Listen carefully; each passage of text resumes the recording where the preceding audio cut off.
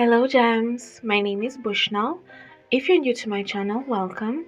I hope you stay long enough to subscribe. I talk about femininity, personal development, and mindset. And if you're already part of the tribe, welcome back.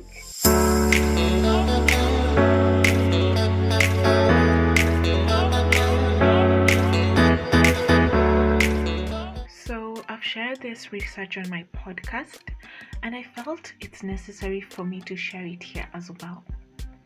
According to the research done for the book Reclaiming the F Word, the New Feminist Movement, it found that feminists are much less likely to be religious, but a little more interested in alternative or non-institutional kinds of spirituality.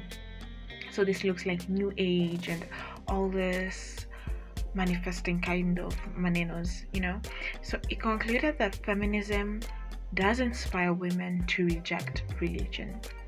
And I speak a little bit more about this on my podcast.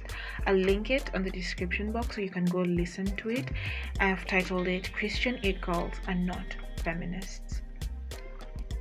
But on this YouTube video, I want to share on identifying as a feminist takes away from your femininity.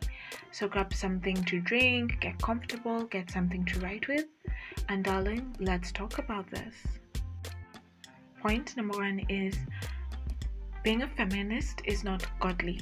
I've shared this on my blog on an article I've written called The Attack on Women, and also I've shared this again deeply on my podcast, so you definitely listen to that. But when I say it's not godly, I mean this was planted by the enemy. This is the enemy's plan against women, against attacking women, because he understands how powerful a woman is. And I always say that as a woman, that being a woman is a superpower.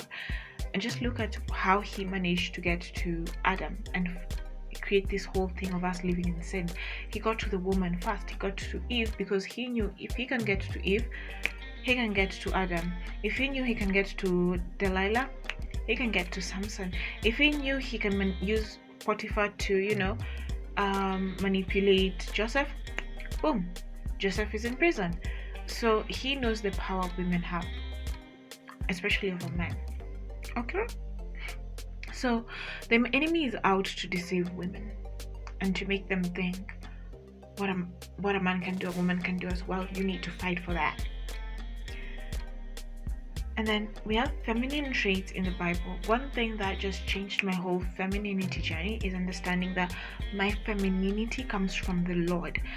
I am made in the image of God, so I reflect his character traits, and since he's made me as a woman, I represent and reflect the feminine character traits of God that he's put inside of me, and that includes nurturing, and sometimes it's even physical, because the Bible talks about even the physical and the beauty of women. And one of the things there is our hair. One of the things is that we are a representation of the man that we're with. Okay? So the enemy is trying to lie to women to think that it's okay to provide for men. It's okay to want to compete with men.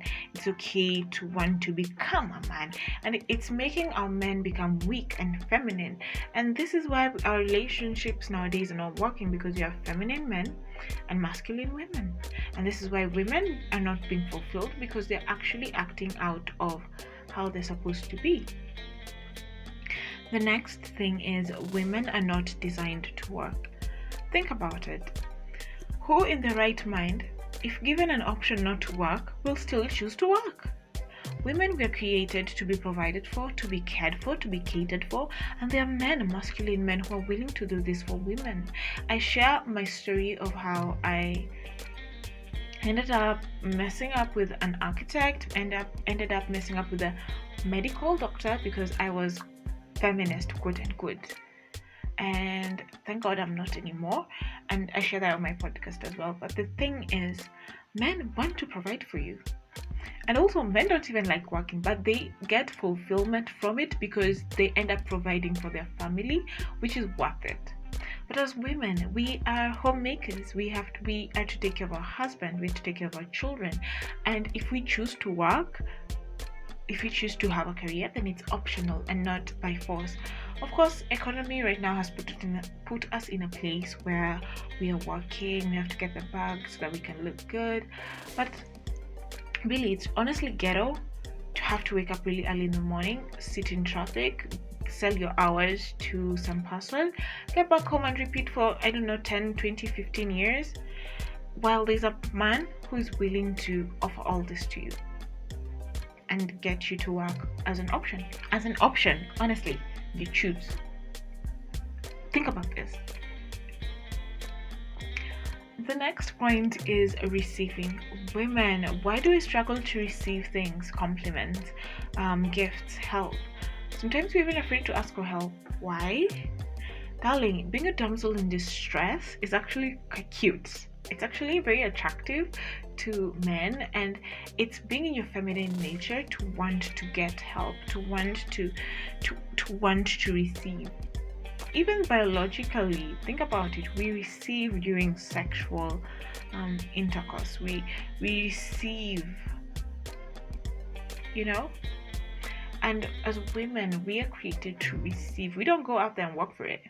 We create an environment that brings things to us. That's why when we say affirmations like "I don't chase, I attract," it's true, and it becomes a reality if you create an environment that is able to receive. And so that's one thing, to receive, not only just from men, but things you also want in life. That be it a career, money, spiritual, I don't know, mental, emotional. Create that environment, because somebody said you do not attract what you want, but you attract who you are. The next thing is it emasculates men. It's so embarrassing how you can emasculate a man. Those are things you don't do. You don't emasculate a man. Oh my goodness. I don't think that's one thing. That's something that men don't forgive. They honestly do not forgive that one. So do not try and compete with men. Why are you competing with a man? Honestly, why are you competing with a man? We are not equal. We're equal in value in the eyes of God, but you have different roles. Okay? And I talk about this again on my podcast, so you should definitely listen to this. But we do not compete with men. Do not compete with a man. Do not, when you guys get lost, do not try and take charge. Now let me tell you how to do it. When a man raises his voice because he's upset, do not raise your voice. Take it a little bit slower even. Do not try to prove there's so many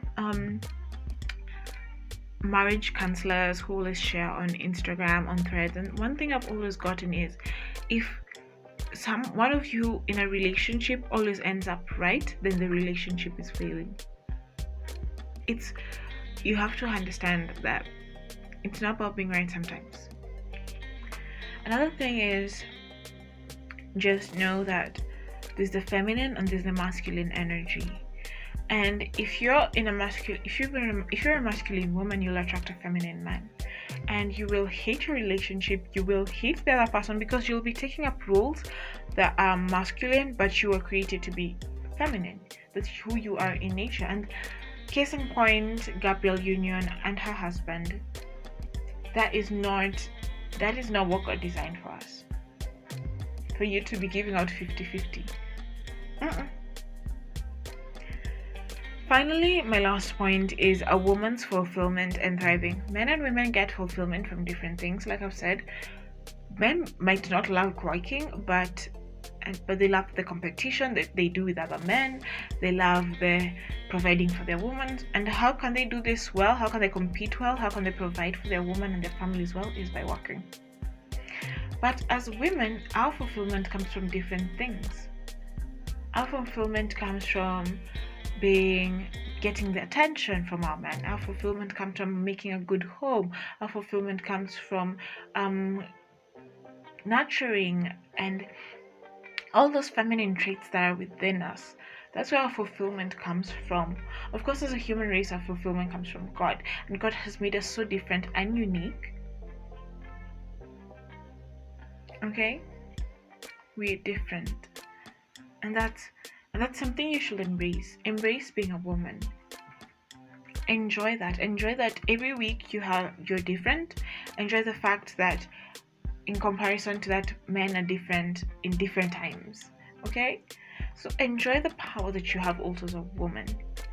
And that is it for this video. I hope you've taken something, and I'd love to hear your thoughts and comments on the comment section.